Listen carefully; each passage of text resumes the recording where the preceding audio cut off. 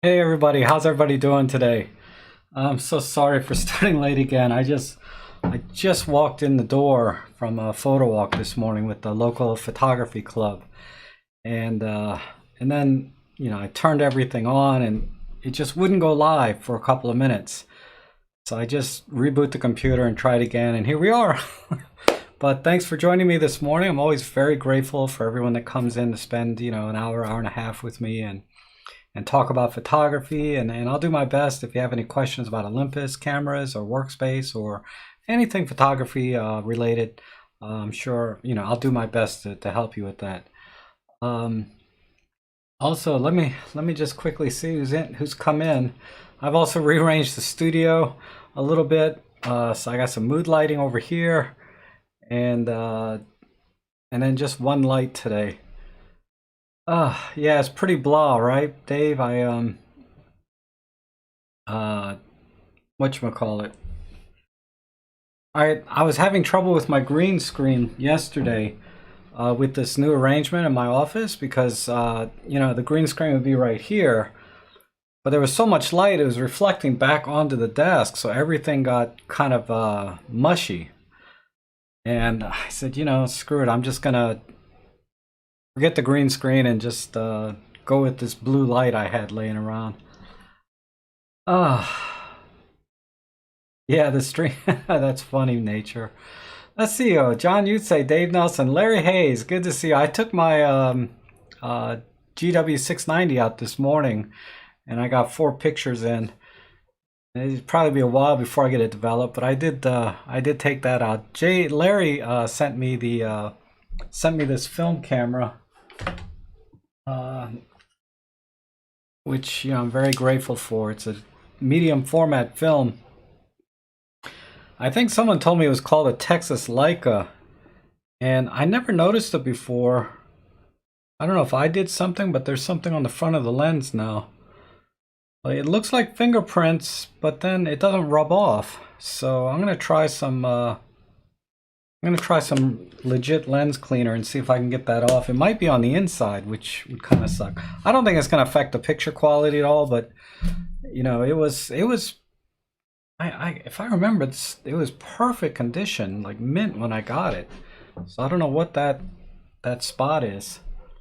Um, Also, let's see. Let me see what else is here. John Leach, Nature, Plato. Always good to see you. Marcia, good to see you. Serge. Let's see.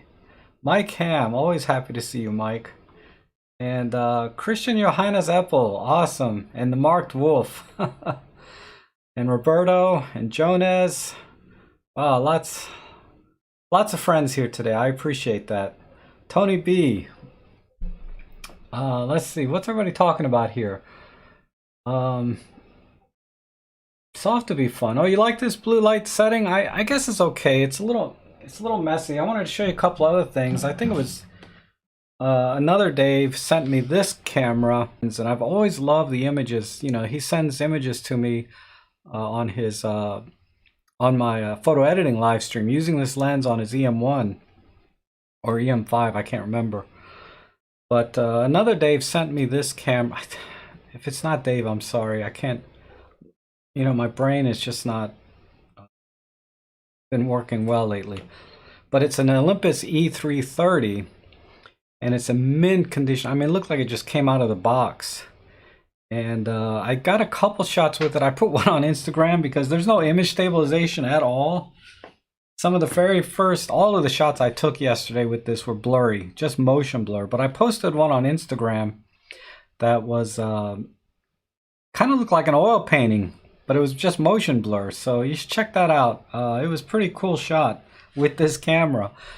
But I gotta say, this has the Kodak sensor in it, one of the last sensors designed by Kodak. Uh, and it's a CCD sensor. And the colors I've seen from this, um, from my forum, because there's another user who posted pictures of this from this camera on the forum, and the colors were amazing, just so rich. So ever since then, I've been wanting to get my own E330, and then someone had one I said, Rob, I'll send it out to you. Just give me your address. I said, all right, thanks. So hopefully you got my gift card. Just a small thank you for sending this out to me. But I went to the camera store and they had a 14 to 54 there. This is an f2.8 to f3.5, and it's really an excellent lens. So despite the images I took with this yesterday, the lens is awesome. So I got home, I looked at all the pictures and they suck. So I took a picture of my other camera that I bought yesterday. I bought 2 cameras yesterday. Well, I bought one, I was given one. And I bought this lens. But I got, 2 cameras and a lens for like less than $200, $180. I was pretty happy. It really cured my gas, because I want to talk about that too. But I was really surprised. This camera has about 80% of all the features of our modern digital Olympus cameras. There's a few things on it that are kind of weird to me, because it's got this thing in here that closes the viewfinder off to any light leaks that might come in this way. So I have to get a feel for when to use something like that. And it has no video, but yeah, I was very happy to get this camera yesterday. And let's see, my stream is freezing, then starting with me. Anyone else having a problem? Oh, it's buffering on you guys, huh? Okay. I'm not sure what I can do about that from this end, other than starting the stream again. Okay, let me show you the other camera I got. This is another one that I found out about in one of the live streams. This is the Olympus XZ2. And it's just a little compact camera, right? Very similar in size to the TG5. Still got the sticker on it from the store. I got this for like $85. But it has I think a 28 to 120 or something equivalent lens, but it starts at f1.8. I was really impressed with that. I mean, it's got a huge lens on it, if you can see. And the sensor is at 1/1.7, so it's a little larger than most compact cameras, certainly larger than the one in the TG5. And I did get a lot of shots with this today, so I went out on a photo walk this morning, and I took a lot of shots with this, which I haven't even unloaded yet because I just sat down. And I got 4 shots with my Fuji. Now I wanted to take this too, but then I had my EM5 Mark III and 75, it was just getting heavy. So I had to leave this in the car today. I really wanted to get some shots with this, but I couldn't carry this and this at the same time. And this and my EM5. And a flash and a trigger and everything else. But okay,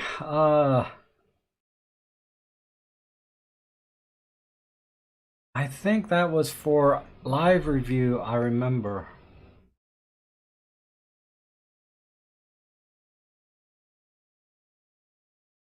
And then Nature says, yeah, the Fuji would cause back strain. And what's terrible is look how short the strap is. I mean, it's just, this is it.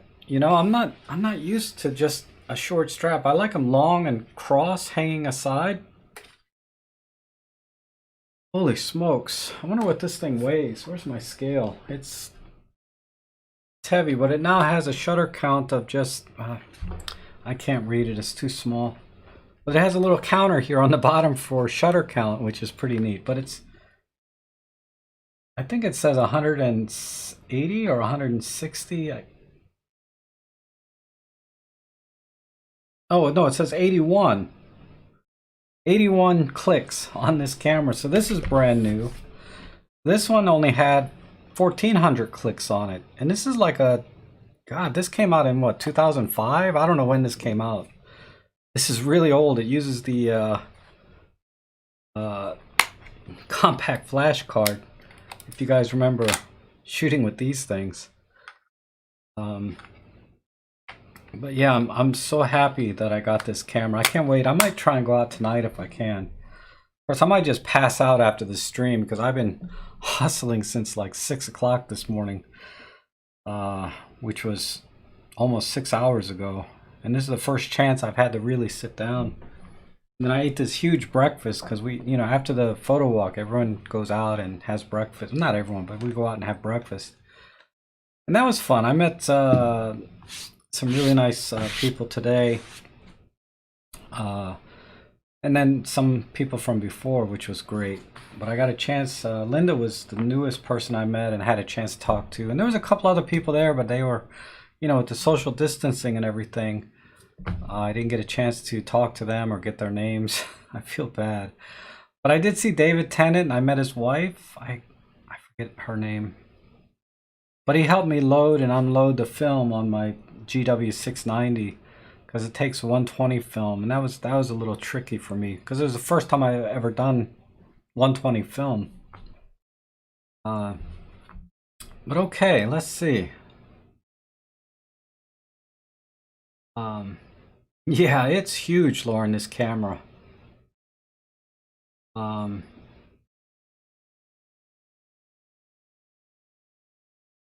You need a Sherpa. What's a Sherpa? And oh, you did a sought to be fun. You sent me a Theta Z1 image. That's awesome. Because I was thinking about ordering that. But what's weird is I got one picture from my Insta360 that was decent. Like if I could get all my shots to look like that, then I might be able to use it professionally. And I don't know what I did differently on that shot versus other shots. And the few shots I've seen from a Theta Z1 have all been excellent. So I might have to drop $1,000 and get that because that's definitely I'd make my money back in 2 or 3 jobs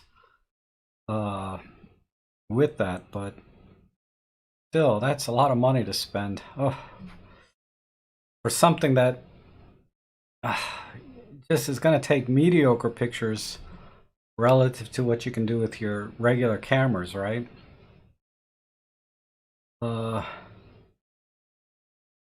Sherpa is one of those who carries your gear. Oh, okay, thank you.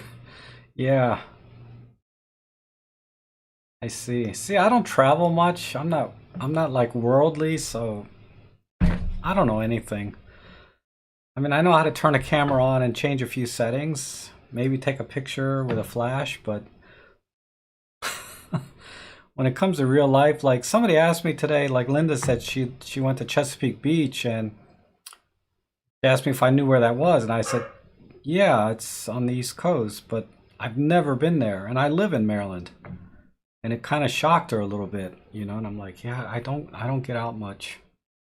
And I think, oh, David is here. Oh, because yeah, David runs the local photography club, David Crooks. And you know, so we were out today. Oh, and David Tellett's here too. Oh my goodness. Like can come in. He's telling me about the switch on, that's the retractable shade on the eyepiece. Yeah, I figured that's what it was, you know, but I didn't know if other than for what you just described about preventing light coming in, if there was something workflow wise that I had to close that. But if it's just for light leaks and things, then yeah, I might just work with it closed all the time and only use the live view. I was surprised though, the battery lasted longer than I thought yesterday. I expected it to die right away because it's the original battery that came with this camera. Let me see what the manufacture date is.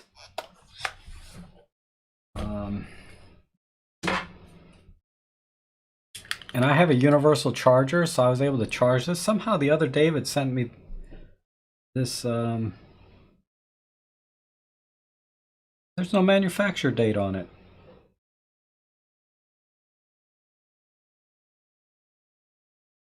Huh.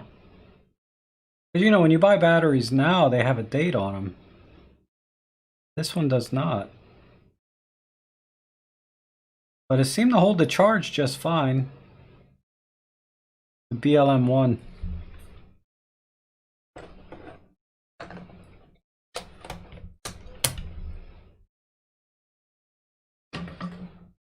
Your 14-year-old is a Sherpa. Photography by Sturkis. Oh, that's good to see you. I don't think I've seen you in my streams before. Oh, and Jacques is here. How are you? Thomas Kazauskas from Atlanta. Awesome. And Sefron's watching me on a 70-inch screen. And the wife is asking if he really knows what he's talking about, all your camera tech. I don't. You can tell I don't know. You know, it was tough. Like, I got a couple of questions today on the photo walk from another David, I believe. And they should just call it the Dave Photography Club, because everybody there is named David. And you know, when changing gears from trying to compose a shot to trying to show somebody settings on the camera was harder than I thought. I just looked at it. My gears change very slowly sometimes, and every time I try to, cause I'm dying. I got all my notes down for my next video, and I'm just, oops. If you push this button, it erases the whole board. Fortunately, I locked it so it doesn't erase it. But then, I don't know, something will distract me, and then the creative juices for creating a video just kind of just evaporate. But I really need to get back to making some videos. Oh, you told her I do know what I'm talking about. You like my new hairstyle? This is hat hair, because I was wearing a hat the whole time. Oh, Corna. Hey, how are you? Good to see you. Mary, viewfinder, how do you prevent it from going dark when you swing it out? What I do is I use, oh, the EM53. Where's that?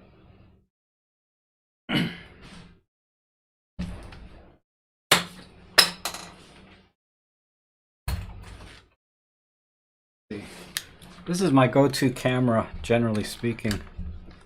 And my go-to lens is the 12-32 Panasonic. So what I do, I know what you're talking about, is you go into the I menu.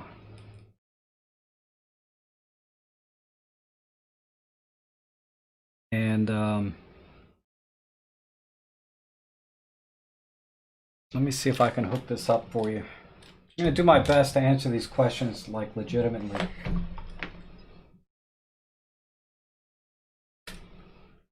But you go into the I menu, literally the letter I, but I think of it as like I for EVF. And let's see, if I do this, oh, it's not showing. 1 second, there it goes. And you go into menu, and so it's I menu, and you have the EVF switch. So I sensor on and off, so like if I put my finger in front, like, of the camera, I hope you can't see. But when I put my finger in front, right, it goes off, and that's kind of a pain, right? So you go into the menu, and they have on to, but the monitor being closed means when the monitor is like this, then the EVF will not be affected. Despite I'm getting some glitchiness in my cable's too long. So what I'd like to do is I like to just turn the EVF off, like this, and then I just manually switch using the top button here for the EVF. So then I just toggle back and forth from EVF to live view, rather than dealing with the eye sensor constantly going out. I think the on2 is supposed to work like that, but I end up just going to full manual and just toggling the EVF on and off manually.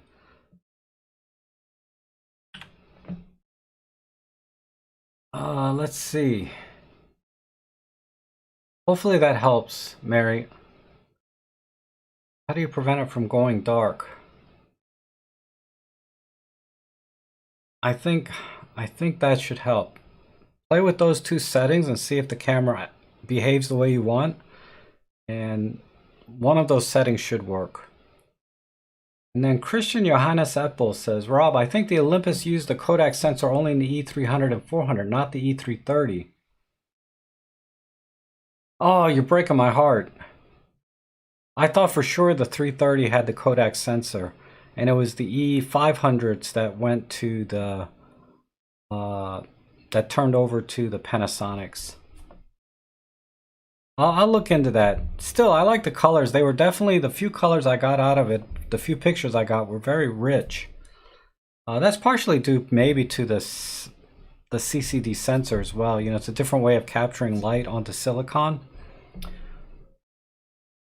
Yeah, the E400, the 330, that would suck. I mean, not really. I still love the 330 camera, but now I got to get another camera.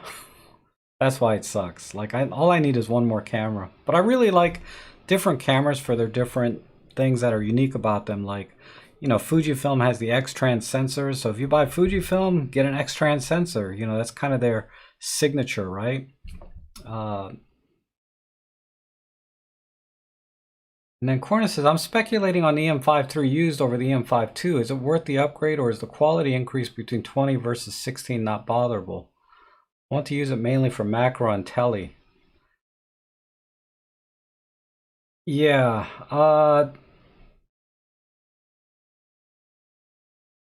if you can frame the shot just fine and you don't have to crop too much, you'll be fine with 16. And honestly, it's not worth the bother. 16 to 20 megapixel in my opinion, unless you're shooting ultra sharp lenses. Because a lot of times, most of the lenses, they can't even resolve that difference between 16 and 20 megapixels. So I would say if you're using pro glass, you know, all the time, then it might be worth it to get the 20 megapixels. But if you're using like the kit lenses and the standard lenses, or if you're able to crop your shot, not crop them, but frame your shots that fill the frame, you'll be fine with 16 megapixels. And Nature's asking, question about stabilization on my EM1 Mark II. On the menu cog C2, second line down image, stabilization 2 offers FPS and IS. What is best on the 300 telephoto lens with 2x teleconverter? Oh, I can't answer that. I think that, let me look at that setting, but I believe that setting is related to giving priority to the frames per second. So if you're shooting, say, 10 frames per second, it will try to maintain that 10 frames per second, and image stabilization will be secondary in terms of getting the shot. So that's all that is. If you'd rather the image get stabilized, but you may get a slower frame per second in continuous shooting, then you select IS. So it's not a matter of, you know, what lens is on the camera, it's a matter of what your priorities are. I would think that for me, I would choose IS over FPS regardless of lens. But especially on a telephoto lens, I would choose IS over FPS. So that's the difference there. So actually, I could answer that one. See, it takes a minute for my gears to start working. Let's see. And Sephron says he thinks he's right about the E330 because Panasonic made their only 4/3 body in L1 and they were identical. All right. Well, busted my bubble, man. I was so excited to get something unique, right? A Kodak sensor. And here I am, I got a Panasonic. Just goes to show, right? 90% of of gear is all perception. You think it's better because they say it is, right? But when you actually go out and take pictures, it's not really that much difference. And that's why I've never really looked at full frame or gone back to full frame, because it was all in my head that it was taking better shots. I mean, it can in low light, obviously so, and there's some better exposure latitude, but for day-to-day photography, things that I take, and even professionally, images that I take, there's no reason to use full frame. The Nikon Z5 is out. I see Rob's name on that bill. No, Lauren, not the Z5. You know what raised my brow, though, was the Panasonic S5. That camera looks really interesting. And as far as Nikon goes, I would get a Z6 over a Z5. But I'm gonna have to wait. Nikon still hasn't come out with a camera that I'm crazy about yet. I think, but the Panasonic S5 definitely has me thinking.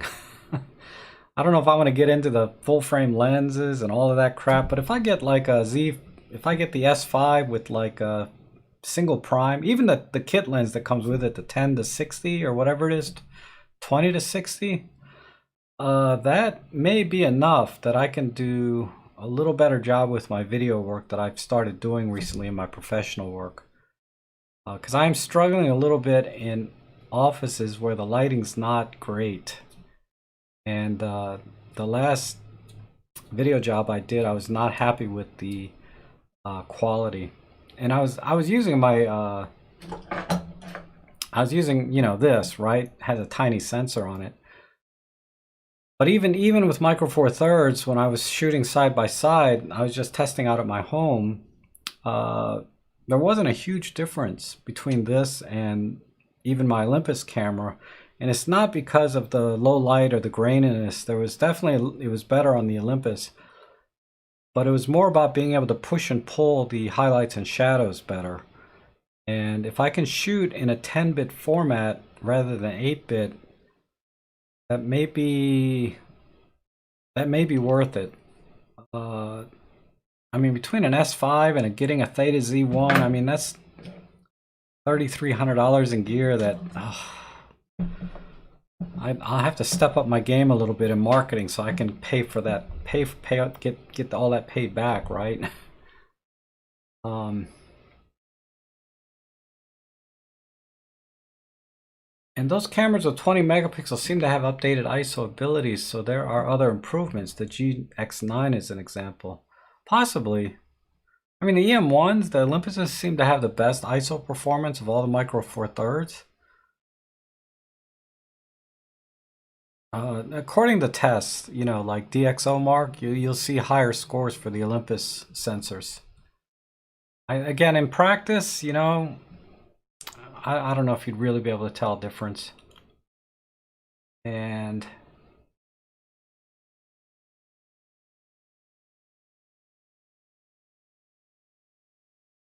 it's okay, Christian. I'll be okay. I mean, it's definitely offering a different experience, which is really all that matters when you're out shooting photography, shooting with this camera. It's a DSLR experience, but it's got this weirdo mirror inside, which is kind of interesting. It flaps sideways instead of vertical, like most mirrored cameras do. And the fact that I can use a 14 to 54 with it. I mean, I took a shot inside the house yesterday that was perfect. I gotta pay attention to the shutter speed and everything when I'm out in the field next time, though.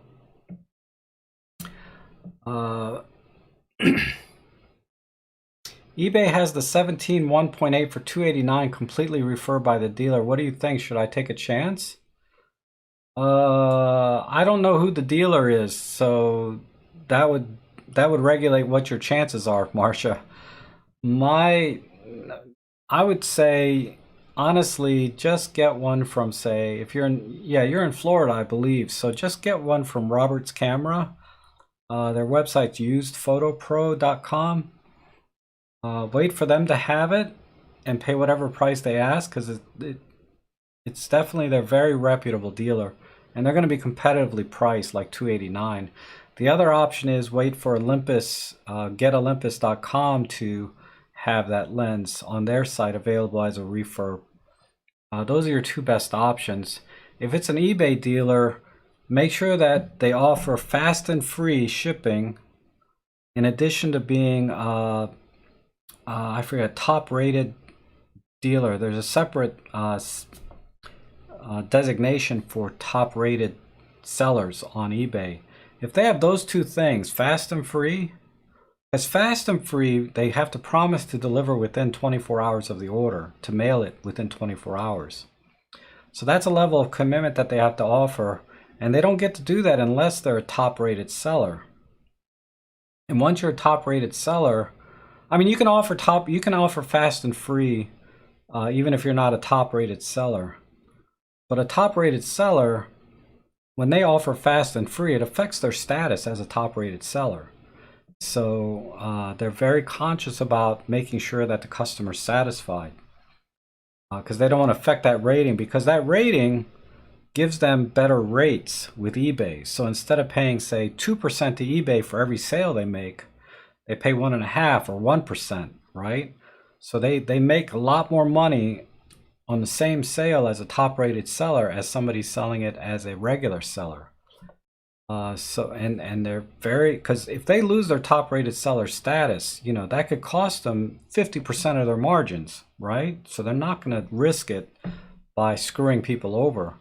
So if they're an eBay dealer, always buy from a top rated seller if it's you know, a substantial item. For little knickknacks and things, I don't care. You know, Mary Jane from, you know, South Carolina, I'll buy something. But for camera equipment and electronics and stuff, you know, expensive stuff, yeah, top rated seller always.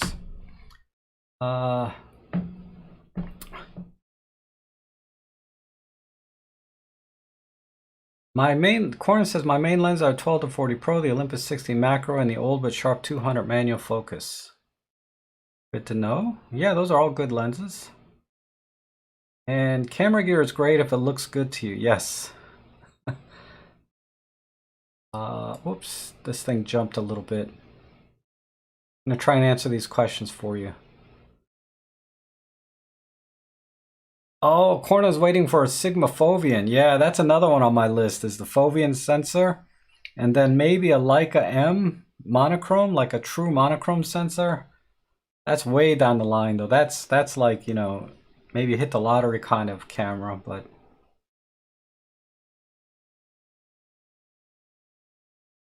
okay, yeah, the E330 is the first live view camera you could take pictures while looking through the screen. Yes. I did see that on one of the, because I watched a few YouTubes on it after the camera came in. That was an interesting feature. And then Mike Ham is asking, does the oh, and thank you, I thank you so much for the super chat, Mike. I appreciate that. Does the silent shutter always use electronic only, or does it change to at 1/320th of a second? Is it the anti-shock that changes? It's the anti-shock that changes at 1/320th of a second. Anti-shock works up to 1/320th of a second, and depending on the camera, basically, it doesn't use the first curtain shutter. It only closes the second curtain on anti-shock. But once you get up to 1/320th of a second, it needs to use both curtains to you know, effectively achieve that shutter speed. So that's why there's no first or second curtain shutter with anti-shock over 1/320th of a second. Because normally what happens, anti-shock is like a normal shutter is like close the first curtain, open up, take the picture, then close the second curtain. Anti-shock doesn't use the first curtain. It just closes the second curtain to take the exposure. So it turns the sensor on instead of closing the shutter, and then closes the second curtain. But at 1/320th of a second, the curtains have to kind of stay together and go up in parallel to effectively achieve a faster shutter speed. So that's why it's disabled at 1/320th. Electronic is always silent. Silent is always electronic shutter, meaning it just turns the sensor on and off. It doesn't use any of the shutter mechanism. Dion, if you want to take a landscape photo with my OMD EM10 Mark II, any suggestion what lens I should use? Budget friendly. Yeah, your kit lens is fine. 14 to 42, just open it up to 14 millimeters, dial in like an f5.6, and make sure your shutter speed, if you're not on a tripod, make sure your shutter speed is at 1/60th of a second or higher, and you should get nice tack sharp images. Kit lens is amazing when you stop it down. You know, if you want to go wider, you know, the budget options are probably those third-party manual focus lenses. I'm trying to think of the name of them. I don't own any. Laowa. The Laowa 12mm f2 is excellent by all accounts. Like I said, I don't own one, but anyone that's ever owned one has told me it's been excellent. They also have a 7.5mm fisheye, and there's also a 7.5mm rectilinear, but that's not really budget. That's a $500 lens. But the 7.5mm rectilinear lens, I think it's still by Laowa. That would be an excellent choice for landscape as well. But other than that, you know, just use your kit lens, honestly. Stop it down to f5.6, keep a shutter speed up, and you'll be fine.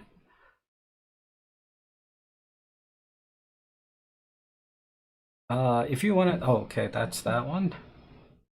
And Corna says $290 for a refunded one is not cheap anymore. Oh, for a refurbed one, the 17's dropped in price lately. Yeah, $289 seemed reasonable, but I don't know if it was particularly a good deal, you know, but it was a reasonable, it was fair.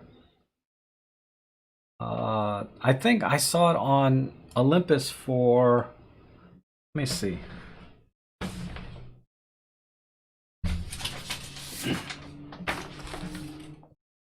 I printed out the deals, not from this last time, but from last year. Oh, they didn't, there's no 17mm on here. But I seem to remember the 17mm was on the site for like $250 or less, directly from Olympus. And Christian says, I saw your Instagram image from the Dreamy Forest. Yeah, that was from the E330. The oil painting, dreamy looking one. Dang it.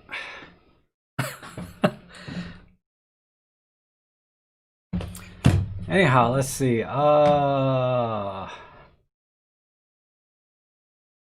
It's perfect, thank you.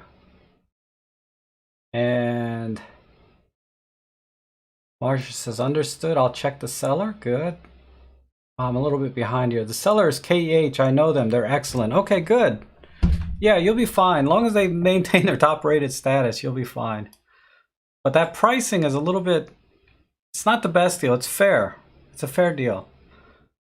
So if you want the lens, just get it. You're not getting ripped off. But if you have time, you can probably shop it and get a better deal. And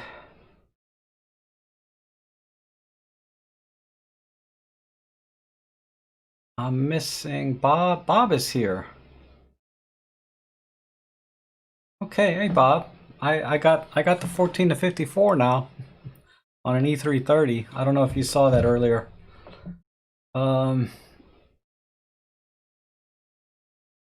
Jan says, I'm thinking about selling my EM10 Mark III and getting an EM1 Mark II because of the 1.2 lens offer. I mainly shoot with a 12 to 40 Pro and a 75 to 300. Yeah, Jan, that is a killer deal. Free 1.2 lens with the EM1 Mark II. I mean, I don't know what the final price was, but the Pro lenses are like $1,000, so that's that's pretty good. And you'll love the EM1 Mark II over the EM1 Mark III, or EM10 Mark III, I should say. You'll definitely appreciate all of the features that the EM1 Mark II offers. Now that you're, you know, have a little more experience with Olympus, right? Using the EM10 Mark III. Fish see things differently. Don't like fish views. Yes. I like it time to time, but most of the time, you know, you sprinkle your portfolio or your library with a few fisheye images. It's always fun, right? That's ultimately all it is. We're just having fun, right? But yeah, I wouldn't want every shot to be a fisheye, definitely not. The Panasonic 30mm would work for landscape and macro and is on sale for $298 in Japan. Not familiar with that lens at all. It sounds like a macro lens, because Olympus has a 30mm macro. Oh, duh, you said it right there in your statement. Landscape and macro.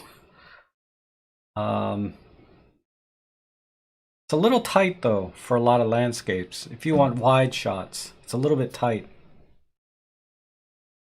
And then Corna says, the reason for listing my main lenses here was aimed at the former question regarding the EM5 II versus the EM5 III dilemma. Oh, okay. Okay, yeah. That makes sense now.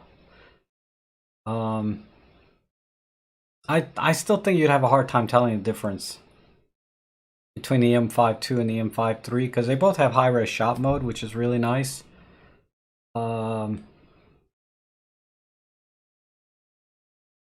What I can do is, let me make a note. That would be an interesting short video, right? To compare the high-res shot modes with a pro lens between an EM5 II and an EM5 III, right? Where's my pen? I organized my oh, here it is. High-res shot. EM5 II versus EM5 III with pro lens. I'm curious myself. I mean, I've tested like kit lenses at kit lenses at high res, and that's how I discovered that the Panasonic 12-32 is definitely better than the Olympus 14-42, because you really stress the lens, right? If you want to call it stressing a lens, when you shoot high res. And clearly the 12-32 is sharper, but I didn't. And I did take a shot with the 12-40 Pro versus the 12-32 kit lens, and they were really close. Like, I couldn't tell the difference. That's how good the Panasonic 12-32 is. But I've never compared like EM5 II versus EM5 III high-res shot mode with a pro lens, so we'll see. I'll do it with the 12-40 Pro because I think that's one of the lenses you said you have. And it's really the only pro lens I have.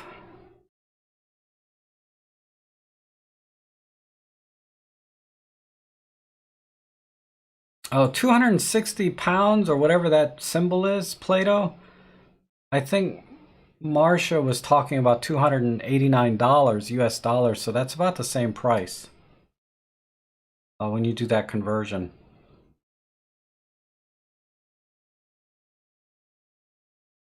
Dave Nelson, okay.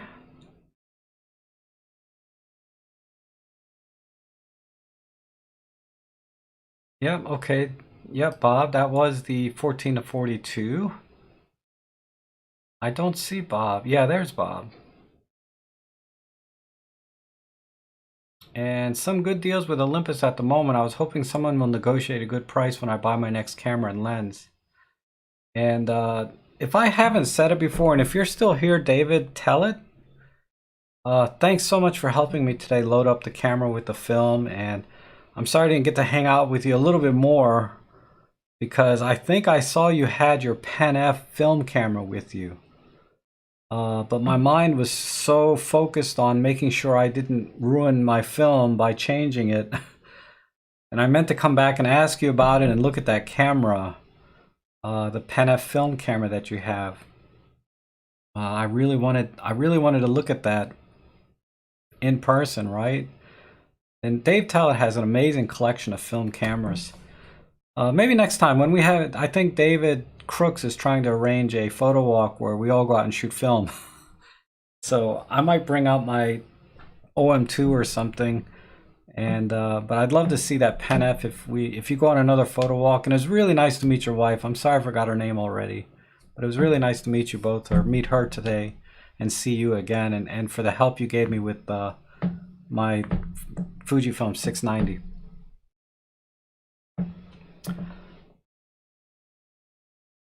And Mary's asking me the new 400 zoom versus the 300 Pro. Uh, I would get the 300 Pro over the 100 to 400 zoom if you don't need that versatility. If you just need the reach of a zoom, the 300 is going to give you much better results. There's no way for me to tell you firsthand because I don't own either of those lenses, but based on the videos I've seen online and all of the things I've read in the forums and various, it's too many places to count, right? The 300 Pro is definitely going to give you better images. So you spend like 20-30% more for a 300 millimeter f4 and you'll get much better images.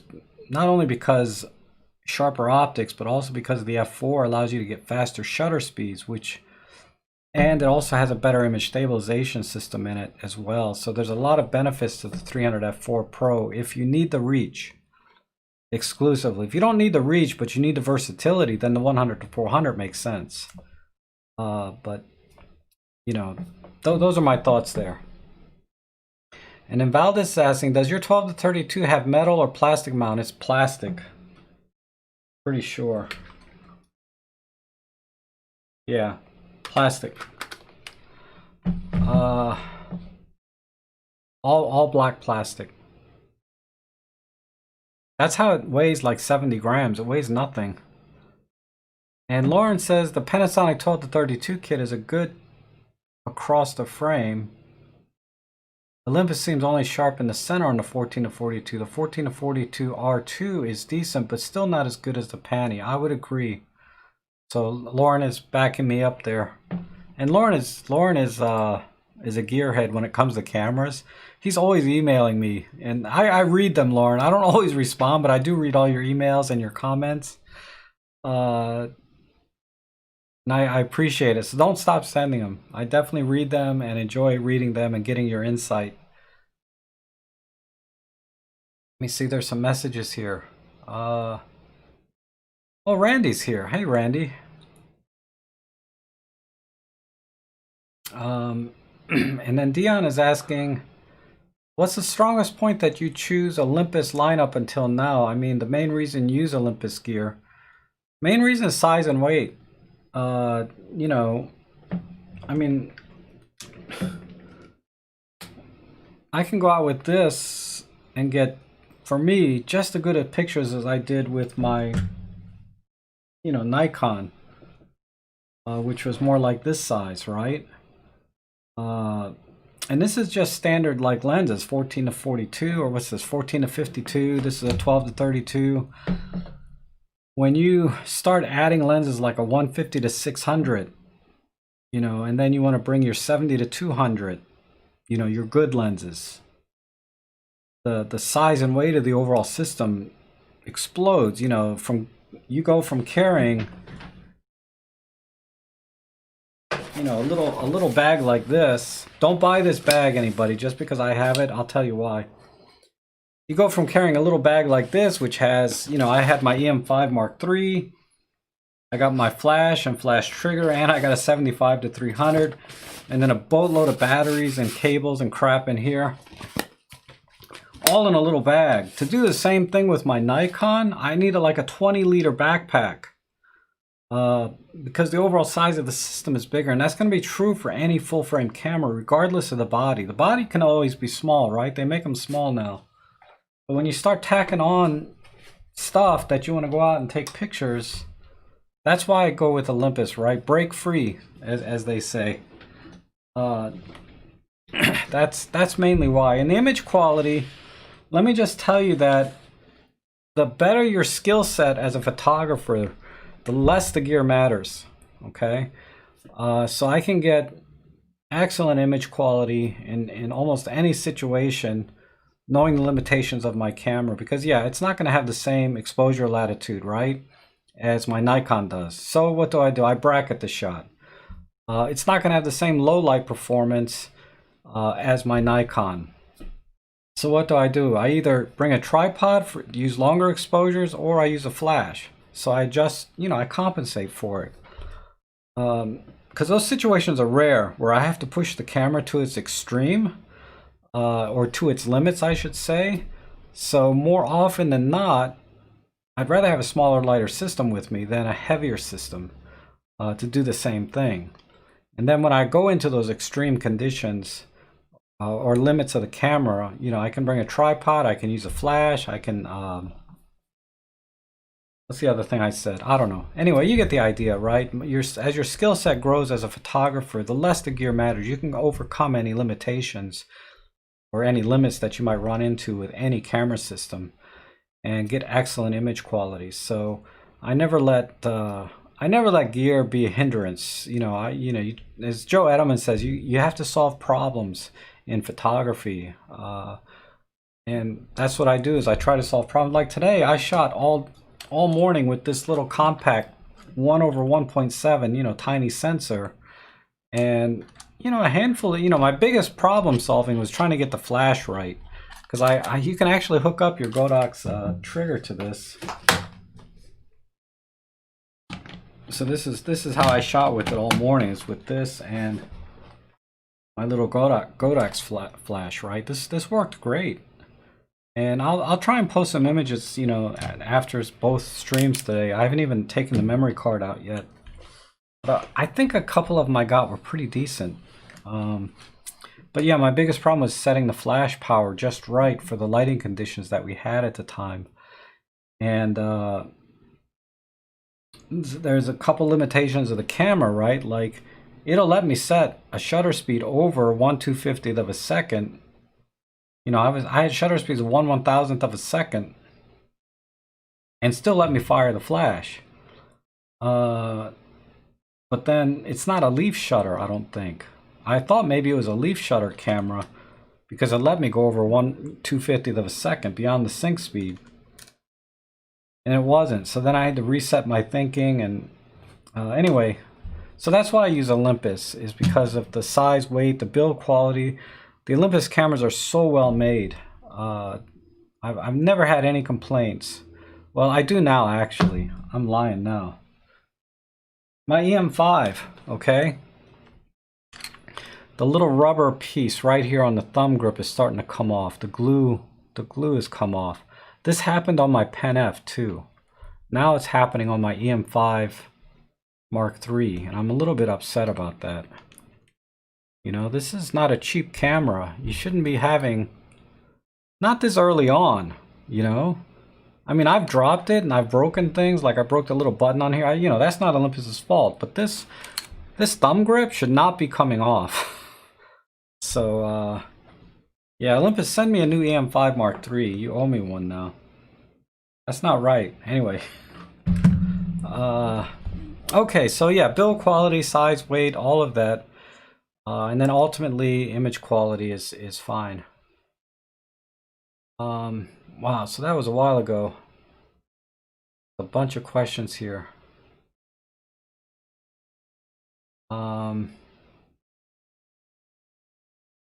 Couple of questions about monitors. I'll get to these. What time is it? Oh my god. Oh yeah, my next live stream starts at 12:30, so we're good. So there's the question about the metal mount. David, oh, David is here. Okay, good. So you'll bring it next time. Thanks, David. I'm sorry. I really wanted to hang out a little bit and look at your Pen F and shoot with you with film. I was on, you know, but that location wasn't ideal for that camera I bought today, or brought with me. Randy says it's gonna be 115 again. Wow. And oh, so that was that. Okay, so there's Dion's question from 8 minutes ago. So I need to talk faster. Torrent Box is asking, I'm looking for a new monitor for photo editing and printing photos afterwards. Not willing to pay $1,000. Any recommendations? Look at LG monitors. They're generally in the $400 or $500 range. Unlike the BenQs can run up to $1,000, but if you can find a BenQ in the $400 or $500 range, it's a little harder to find those. But LG makes excellent monitors. Let me go to Micro Center. It's a local computer store here. I can tell you one that I was seriously considering. Let me see this page. Yeah. So let me go to monitors, products, computers, monitors, and there's LG.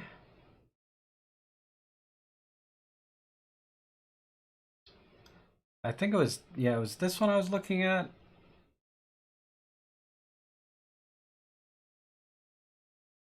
And I'll tell you what I liked about this. So it's a 10-bit monitor. Technically it's not. Technically it's an 8-bit monitor with some kind of FRC, which stands for free something. I don't know what that stands for exactly. So it's not a true 10-bit monitor, but this is as close as you're going to get. To the naked eye, it's 10-bit color, okay? And then we have sRGB at 135%. Oh, it's probably hard for you guys to see that, right? Let me zoom it in. DCPI, you know, P3 at 96, Adobe RGB at 96. So the color gamut is excellent, the color reproduction. And then, let's see, let's go further down. You have 2560 by 1440, so that's a good, this is the other thing, really good brightness. 350 nits on a full panel monitor like this is excellent. A full-size monitor, not like a little laptop monitor, but a full-size monitor, 27-inch. And then the other big thing is the native contrast is 1000 to 1. You want to have that at 1000 to 1 or better. I'm sure it tests higher than that, but this is what the manufacturer is claiming. And then for connectivity, you have DisplayPort, 2 HDMIs, and then the USB. And I'm sure one of those is a pass-through. And it's 13 pounds. But yeah, so this is a monitor I would recommend. And if anyone else has any suggestions, because I'm not a monitor expert, but when I was looking at monitors, these are the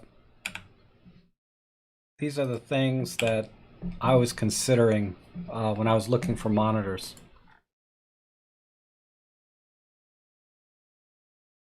And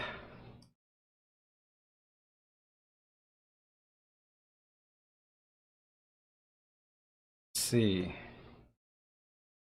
Did you use your 14 to 54 yet? Yes, I tried it yesterday, but I failed because I didn't have my shutter speeds up enough. There was no image stabilization in this camera, so I wasn't used to looking at the settings on this camera, so I wasn't able to quickly assess the shutter speed. I don't know. I'll do better my next outing, and I'm gonna take some awesome freaking images with this camera, even if it's a Panasonic sensor.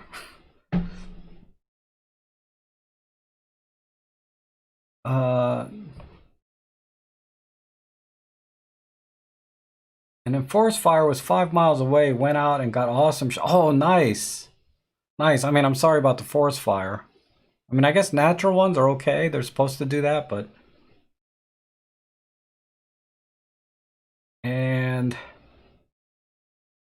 Valdez says, I have a 12 to 32 with a metal mount, holding it next to my 14, and mounts are exactly the same. Wow.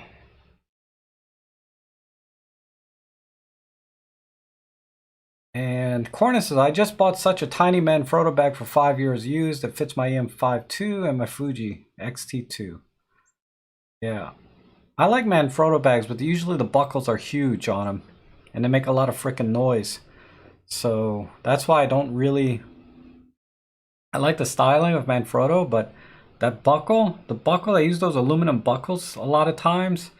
And they freaking clickety-clack when you're out in the field, which I don't like.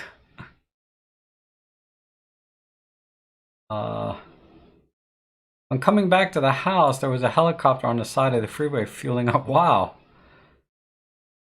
And Nature says, I use 2 camera bags with extendable bases for telephotos. Oh, yeah, I've seen those. Not so much weight on the shoulder, yeah. I've seen those expandable bags. Those are kind of neat. They're kind of bulky though looking without, when you're not packing extendable lenses, they're kind of bulky, I thought. I stopped and filmed it to take, but no video. Oh, yeah, that happens sometimes, right? And Plato says, a female friend of mine cannot use the Nikon full frame anymore due to back problems. She now uses her iPhone and her pics are awesome. Yeah. Yeah, if you have a good eye, right? You know, like I said, the higher your photography skill set, whether it's with composition or creativity or whatever, technically, you know, and all of the legitimate skill sets you would need as a good photographer, whatever your strengths are, the less the gear matters, right?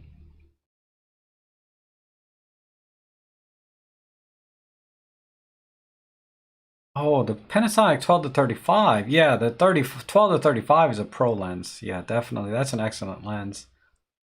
It was on my, you know, I kind of wish I got that instead of the 12 to 40 Pro, but I got no complaints really about the 12 to 40 Pro other than it is a little bit bulky.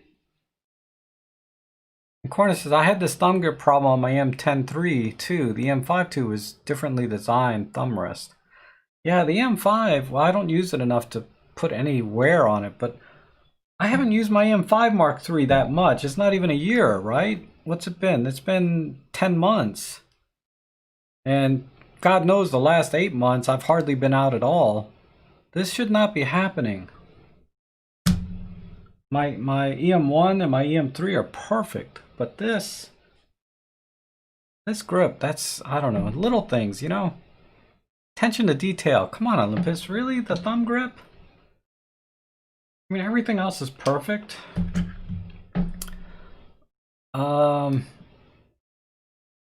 Craig, how are you? Good morning. I wish instead of deep discounting the current cameras, that Olympus would give us cameras with a new sensor to keep moving forward. Yeah, not for a while. I do have some news. I heard a rumor today. I'm hearing this third or fourth hand because it was somebody in the photography club today, this morning. I think it was another David, was saying that one of the Olympus visionaries, he only does podcasts, he doesn't do YouTube, got his Olympus visionary status renewed recently. So that's a good sign that they're going to continue the Olympus visionary program, at least wherever he is. I don't know where he is. I forget his name. I can't remember anything. It's amazing. I get along as well as I do sometimes. Oh. And LG Gram 17-inch laptop might be good. I'm not familiar with that laptop.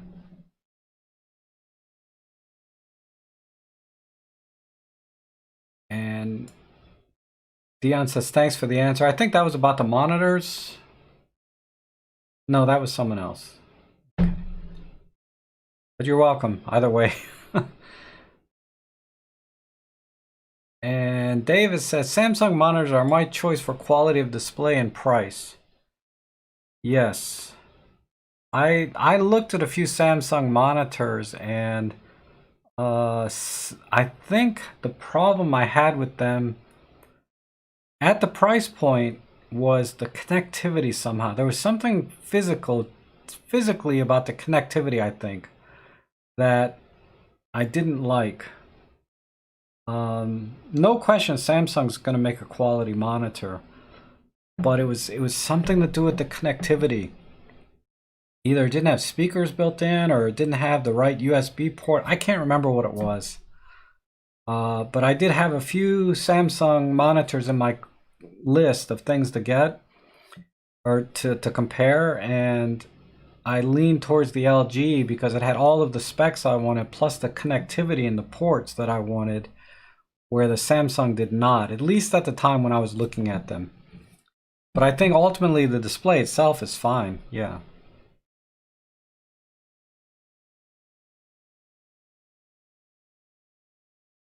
And ViewSonic, yeah, ViewSonic, they make, you know, a lot of people make great monitors. It's just a matter of putting together the preferences that you want, right? I think it was the placement of the ports on the LG versus the Samsung. There was something that took Samsung off the list for me, and I stopped looking at them. When I go shopping again, I will look at Samsung. The Dell Ultra Sharps, or whatever they call them, the Dell Ultras, are really good. Asus has some creator monitors. Creator, certified or something. They have some monitors as well. I mean, there's so many choices out there, but generally, for whatever reason, I narrowed my choice down to the LG, because the monitor has to be top notch, which a lot of monitors are in terms of display. But then there's other things you have to put in consideration, like being able to slide it up and down or rotate it. There's a lot of other considerations, so you need to find, it's just like cameras, right? Is there ever a perfect monitor? I don't know, right? Is there a perfect camera? Definitely not.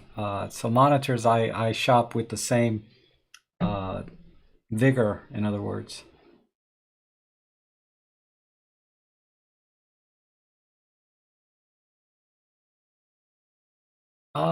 Say something about calibrating monitors for getting accurate prints. Okay, calibrating printers to what you see on your monitor to your printer is a huge mental exercise, okay? But because when you're printing, you have to consider also, assuming you're using all original ink and not generic ink, you also have to consider the paper that you're printing on, and then the lighting that the final print will be under, right? So you have to calibrate your monitor brightness, the monitor colors, to be as accurate as possible.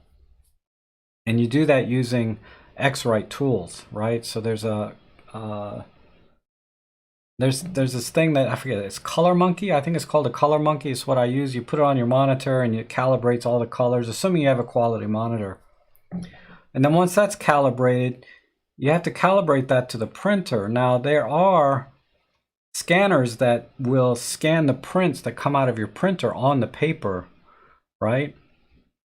And then you can calibrate your monitor to your printer that way. But now you're talking spending more on testing equipment than you are on the monitor itself. You know, you're talking $300, $400 or more for all of this testing equipment. So ultimately, for the best budget way to do it really is, if you buy an Epson printer, for example, which is what I use, is you calibrate your monitor best you can, right? Using whatever $100 Color Monkey. And Spider has one. I've seen it on sale for less than $200, but that's like a $260 one. The Color Monkey is only $100. But the Spider has more capabilities, right? But once you get your monitor calibrated, then you use the standard color settings in the printer.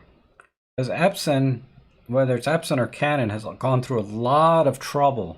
They've done all this color calibration for you, so that when you print from your computer to your printer, and you're assuming you're using Epson paper or Canon paper or corresponding paper, they have all of these things set up already for you. So you buy an Epson printer, you buy Epson paper, and you use the standard settings that are in the color profiles in the printer. So you just choose like best photo, for example, when you're printing on Epson, and it'll automatically calibrate based on the paper selection you chose and the settings. And you know, if you're using Lightroom, don't make any adjustments there. Just send straight to the printer using the color calibration that the printer has. I mean, I'm really talking very, very high level. But then your prints will be 99% accurate from what you see on your monitor, assuming you calibrated your monitor to the standard brightness of a print, and you're printing on an Epson printer with Epson paper correctly selected in the settings when you go to print. Now, if you buy paper from other sources, right, you're going to be close. But some paper companies, they don't sell you, they give you the calibration drivers, color drivers, to use with their paper specific to the printer that you have. So you can get really carried away, but my advice is, if you buy an Epson printer or you buy a Canon printer, buy Epson or Canon paper that is calibrated for that printer, and use the standard settings, and you'll be fine, assuming your monitor is calibrated to a standard sRGB color profile, which is what these color monkey tools do. But yeah, you can go crazy trying to color calibrate things from monitor to print. You can calibrate your camera. A lot of people calibrate their camera output in addition to their monitor. So now your camera's calibrated, your monitor and your printer, all three are calibrated all the way through. But that's a workflow that I don't think the average person is going to want to go through. If you're going to do that, if you're going to, honestly, I got a couple of prints I want to print large. I'm just going to send it to a printer. I'm not going to do it myself. It's just way too much work. Randy says, I just won a twin lens reflex camera. Oh yeah, nice. And Nature says, take my 12 to 35 f2.8 Panasonic lens with me all the time. First lens I ever bought and gives me super shots. Yep, it's excellent. Excellent lens. My 17mm cost me 220 euros a mint. That's about what I paid for mine. I bought mine used mint for about 250 at the local camera store. District Camera. Let me give a shout out to District Camera while I'm here. They have shops in Burke and Arlington, Virginia. Tell them Rob sent you. Maybe they'll give you a discount. I seriously doubt it, but you can try, right? If nothing else, just say senior citizen discount or military, pull everything out that you got. They're willing to deal with you on most used items. They'll make a deal. And then Marcia says, I might be coming up DC area for Thanksgiving. Maybe go on a photo walk with the Beltway group. Yeah, that would be great. It's the Beltway, Northern Virginia Beltway photography group. So I'll try and put a link to it in my forum. I have a category for social media links and things like that. That would be a good place to put it so that anybody interested, instead of me trying to put it in every live stream, I can just put a link to it on my forum and you can go there and get it. Because I think we had like 20 people there today. We're all spread out. And then 5 or 6 of us went to have breakfast after that, which was nice. Yeah, BenQs come color calibrated. That's true, but they're $1,000 monitors, right? Just like the Asus Creator series. I forget exactly what it's called, but it's different than their normal monitors. They're all Pantone certified, all of that. And Randy says, I have an Epson P800, never calibrated my monitor. My prints look good and fine to me. If I was a pro, would yeah. Printer inks are so important too. Many third-party ones are rubbish. Yes, like I said, always use the original inks with your printer if you want that, the closest color calibration possible. And Arthur's here. Color printing using calibration means making every part, monitor, printer, and paper set to the same profile. RGB to CMKY is a science. Yeah, it's no joke, man. Like I said, just use the default settings because the factory is already calibrated. You could buy a monitor already calibrated from the factory. You can buy a printer. They're all calibrated. If you buy a true photo printer, they're all calibrated. Because I bought an office jet, not office jet, but I bought an office printer, a workforce from Epson, which I got beautiful prints from, but there was no fine tuning for calibration and using different color profiles or this, it was not anywhere near as good for printing as my true photo printer, which is an Epson, an XP800. It's old, but it works great. I just printed this. Where is it? Oh, I put it on my fireplace. I just made another print of my girl dog, Ellie. 10-minute warning. Okay, thank you, Bob. Yes, I do need to get to my next live stream. Looks like there's a lot of images there today, too, so. And Lauren says, BenQ has some inexpensive monitors. I'm thinking of an iMac or a large LG 17 laptop. Oh, MSI has a laptop out with the mini LEDs, which has 1,000 nits of brightness and crazy HDR abilities. Look at the MSI Creator, laptop. That's really great. Oh, thank you, Nature. Thank you. Invisible ink, Rob. Okay. Who is the number one person who keeps raining on our party? Oh, what? Did I get a dislike today already? It's okay. It's because I start late, or maybe they don't like the blue color. Maybe they don't like me. I don't know. It's okay. Whole world doesn't have to like me, right? Be nice if they did, but it's not going to happen. Because there's people on this earth that rub me the wrong way for no reason. You know, that the chemistry's not right. Really nice person, but man, if every time I get near him, I just want to just leave. I gotta go, you know.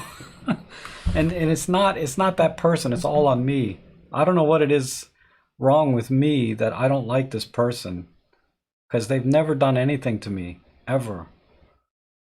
But they're the way they move or talk, I don't know what it is, but it just, within 5 or 10 minutes after I'm around this person, I gotta go, because I get so irritated.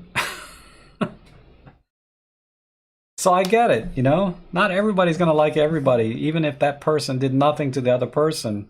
You know, you just can't be around some people sometimes for whatever reason. And it's something that you have to look at yourself and figure out, what is it about you that's making you dislike a person for no reason. I don't know what it is. It's a character flaw on my part somewhere. Sorry.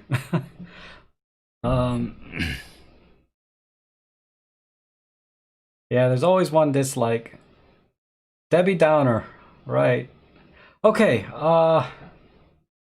have a good day, Rob. You're doing just great. Thank you. Thank you, Dion. Thanks for everybody that came. I'm always so happy to see everyone come into my streams, and, you know, we just have a good time chatting, and I try to share with you what I've been doing. Yeah, the MSI Prestige. Thank you, Barana. That looks really good. Yeah, the look in the mirror thing, right, Arthur? You know, you see something in another person that you don't like about yourself, but they have. That could be it. That could be it. You know, when I watch my live streams, maybe I'm narcissistic, but I like watching my own live streams. I do it so I don't miss any questions. Like, I always go back and watch these, and then I say, dang, I didn't answer that person's question, and I feel really bad. But okay, I have to go, guys and ladies. Thank you so much again for joining me today, and I'm going to start my photo editing live stream, so you guys are welcome to join me there. But either way, I'll be back on Tuesday morning, my time, and then Thursday as well. Oh, actually, no, Tuesday, yeah, I'll be back Tuesday. I have something later on the day, so I might have to cut it early. All right, you guys have a good one.